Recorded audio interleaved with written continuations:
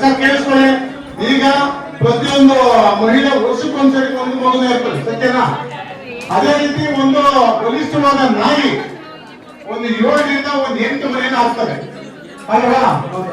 ನಾನು last time ಇದ್ದು ಪ್ರಶಾಂತ್ ಅವರು, ನಾನು ಅವ್ರಿಗೂ ಕೂಡ ಹೇಳಿದ್ದೆ, ನಾಯಿ ಸಂತತಿ ನಿಯಂತ್ರಣ ಬಗ್ಗೆ ತಾವು ಶಸ್ತ್ರಚಿಕಿತ್ಸೆ ಮಾಡಿಸ್ಬೇಕು ಅಂತ ಹೇಳಿದ್ದೆ ಲಾಸ್ಟ್ ಟೈಮ್.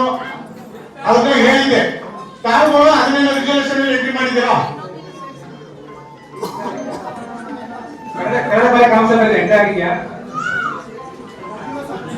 ಯಾಕೆ ಗೊತ್ತಾ ಸರ್? ಕೇಳಿಸ್ಕೊಳ್ಳಿ, ಈಗ ಹುಡ್ಸಿರೋ ಅಪ್ಪ ಅಮ್ಮಂಗೆ ಇಟ್ಟಾಗೋದು ಕಷ್ಟ. ಇನ್ನು 7-8 ನಾಯಿ ಮಾಡಿ ಎತ್ಬಿಟ್ರೆ ಇಟ್ಟೆಲ್ಲ ಸಾಕನ?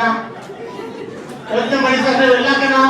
ಒಂದ್ ನಿಮಿಷ ಆಮೇಲೆ ಕೇಳಿಸ್ಕೊಳ್ಳಿ, ಒಳ್ಳೆ ಮಾಹಿತಿ ಎಲ್ಲ ಕೇಳಿಸ್ಕೊಳ್ಳಿ. ಆಯ್ತೀಗ ನಿಮ್ಗೆ 12/4/23 ಇದೇ ನಾಯಿಗೆ ಮುಂದುವರೆದ ಆದೇಶ ಬಂತು. ಆ ಆದೇಶದ ಬಗ್ಗೆ ತಮಗೆ ಗೊತ್ತಿದೆ ಹೇಳಿ ಸರ್. ಆದೇಶ ಗೊತ್ತಿದೆ, ಹೇಳಿ ಸರ್. ಏನಂದ್ರೆ ನಮ್ಮ ಒಂದು ಗ್ರಾಮ ಪಂಚಾಯತಿ ವ್ಯಾಪ್ತಿಯಲ್ಲಿ ಏನೀಗ ನಾಯಿ ನಿಯಂತ್ರಣಕ್ಕಿದೆ, ಸಂಬಂಧಪಟ್ಟಂತೆ ತಾಲೂಕು ಪಂಚಾಯತಿಯಲ್ಲಿ ಒಂದು ಇದ್ದಾರೆ ಖಾತೆನ.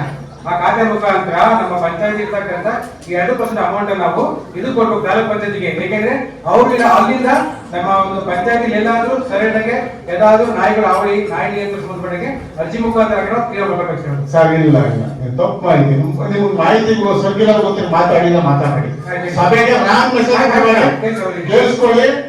ಯಾಕಂದ್ರೆ ಎಲ್ಲಾ ಪಂಚಾಯತಿಯಲ್ಲೂ ಕೂಡ ನಾಯಿಗಳಿಗೆ, ಹೆಣ್ಣು ನಾಯಿಗಳಿಗೆ ಶಸ್ತ್ರಚಿಕಿತ್ಸೆಯನ್ನ ಮಾಡಿಬಿಡಬೇಕು, ಬಿಡಬೇಕಾದಂತ ಕಾರ್ಯಚಟುವಟಿಕೆ ಇದೇ. ನಾನು ಲಾಸ್ಟ್ ಟೈಮ್ ಸರ್ಕ್ಯುಲರ್ ಕೂಡ ಕೊಟ್ಟಿದ್ದೆ.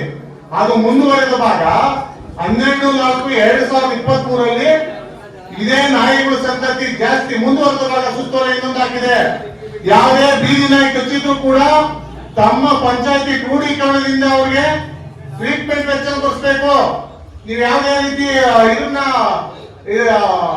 ಸೇರ್ಸ್ಕೊಂಡಂಗಿಲ್ಲ, ಸೇರ್ಸ್ಕೊಂಡಂಗಿಲ್ಲ ಅಂತ ಸುತ್ತೋಲೆ ಕೊಡ್ತೀನಿ ನಾನು. ದಯವಿಟ್ಟು ನಮ್ಮ ಗ್ರಾಮಗಳಲ್ಲಿ ಇವರು ಬೀದಿ ನಾಯಿ ಹಾವಳಿ ನಿಯಂತ್ರಣ ಯಾವಾಗ ಇವರು ಮಾಡ್ತಾ ಇಲ್ವೋ ಅದಕ್ಕೆ ಮುಂದುವರೆದ ಭಾಗ ನಮ್ಮ ಸರ್ಕಾರ ಮಹತ್ವದ ಆದೇಶ ಹೊರಡಿಸಿದೆ. ಏನು ಆದೇಶ ಅಂತ ಅಂದ್ರೆ, ಯಾವುದೇ ಬೀದಿ ನಾಯಿ ಕಚ್ಚಿದ್ರು ಕೂಡ, ಜಾಸ್ತಿ ಅವ್ರಿಗೆ ಅಸೆಟ್ ಆದ್ರೂ ಕೂಡ ಅವ್ರಿಗೆ ಪಂಚಾಯತಿ ಕಡೆಯಿಂದ ಅವ್ರಿಗೆ ಚಿಕಿತ್ಸಾ ವೆಚ್ಚವನ್ನ ಬಸ್ಬೇಕು ಅಂತ ಒಂದು ಆಜ್ಞೆ ಹೇಳುತ್ತೆ. ಆ ಚಿಕಿತ್ಸಾ ವೆಚ್ಚ ಹೇಳ್ತಾ ಹೋದ್ರೆ 2,000ರಿಂದ 1,000 ಕೊಡಬೇಕು. ಹೌದಣ್ಣ, ಬೀದಿ ನಾನು ಆದೇಶ ಕೊಡ್ತೀನಿ. ಆಮೇಲೆ ಜಾಸ್ತಿಯನ್ನ ಮಲ್ಟಿಪಲ್ ಅಂದ್ರೆ ಹಲವು ಕಡೆ ಏನಾದ್ರು ಕಚ್ಚಿದ್ರೆ ಅವ್ರು 5,000ರಿಂದ 10,000 ಕಾಂಪನ್ಸೇಷನ್ ಕೊಡಬೇಕು. ತಾವು ಕೊಟ್ಟಿದ್ದೀರಾ? ಯಾವ್ದು ಅರ್ಜಿ ಬಂದಿಲ್ಲ ಸರ್. ಎಲ್ಲ ಸಿಇಒಗಳು ಸರ್ಕಾರದ ಸರ್ ಆದೇಶ ಒಪ್ಕೊತೀನಿ. ಪಂಚಾಯತ್ ವ್ಯಾಪ್ತಿಯಲ್ಲಿ ಅಂತ ವಿಚಾರ ಹೇಳಿ. ಸಭೆಗೆ ಹೇಳ್ಬೇಕು, ಯಾಕೆ ಹೇಳ್ತಾರೆ ನೀವು? ಸರಿ ಹಣ ಕೇಳಿಸ್ಕೊಂಡಿಲ್ಲ. ಅದನ್ನ ಇದು ತರಬೇಕಲ್ಲ, ಸಭೆ ತರಬೇಕಲ್ಲ, ಸಭೆ ಗಮನ ತರಬೇಕಲ್ಲ ವಿಚಾರನ. ನಾನ್ ಮಾಡಿರೋದಲ್ಲ, ಸರ್ಕಾರ ಮಾಡಿರೋದು. ಈ ತರ ವಿಚಾರನ ಸಾರ್ವಜನಿಕ ಸದಸ್ಯತೆ ಯಾವ ವೈಯಕ್ತಿಕ ವಿಚಾರ ಇಟ್ಕೊಂಡು ಕ್ವಶನ್ ಮಾಡೋದಲ್ಲ. ನಮ್ಮ ಕ್ವಶನ್ ಆನ್ಸರ್ ಮಾಡಿ ನೀವು. ಹೌದು, ಯಾಕೆ ಬಂದಿಲ್ಲ ಕಾರ್ಯದರ್ಶಿಗೆ? ಯಾಕೆ ಬಂದಿಲ್ಲ? ಸರ್, ಈಗ ನಾನು ಲಾಸ್ಟ್ ಮೀಟಿಂಗ್ ಅಲ್ಲಿ ಸರಿ ದಯವಿಟ್ಟು ಕೇಳಿ.